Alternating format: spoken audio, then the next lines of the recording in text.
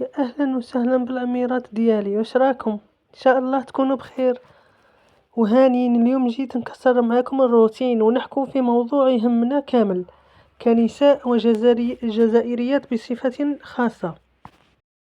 القش روينة كبيرة. القش هو الساس تاع الفوضى، سواء كان معلق ورا الباب ولا مرمي فوق الكرسي دس في سلة وما مطويش.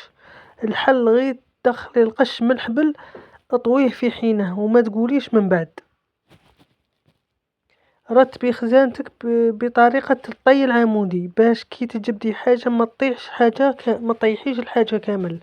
وديري بلاكارات ولا علاقات ورا الباب باش ما يبقاش القش مرمي ويطلع لك الزعاف. المواعين، الحاجة اللي طيبي فيها غسليها ثمثم. قليتي بيضة غسلي المقلة ثمثم ونشفيها ورجعيها لبلاصتها.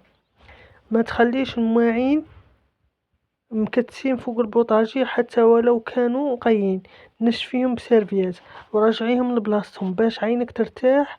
كل حاجة وبلاصتها، لازم الكيسان عندهم بلاصة والمغارف بلاصة، هكذا العقل يحفظهم وتولي ترجعي الحاجة بلا ما تخمي. الحوايج اللي بانوا فوضى بصرية. كل ما كثروا الحوايج اللي بانوا قدام عينك كل ما عقلك يتشوش. حاولي تخلي سطوح كيما البوطاجي والطوابل الفارغين دسي كلشي في البلاكارات.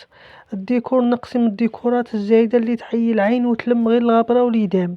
الفراش المخايد والحوفة ما يتحطوش فوق الماري وديريهم في بلاكارات ولا داخل السرير باش الدار تبان نقية وواسعة. ربينا كبدة على الخردة. اذا شريتي حاجة جديدة لازم تخرجي القديمة.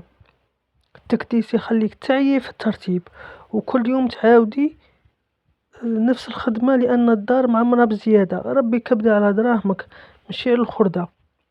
رجعي الحاجة لبلاصتها ثمثم، هذه أهم قاعدة.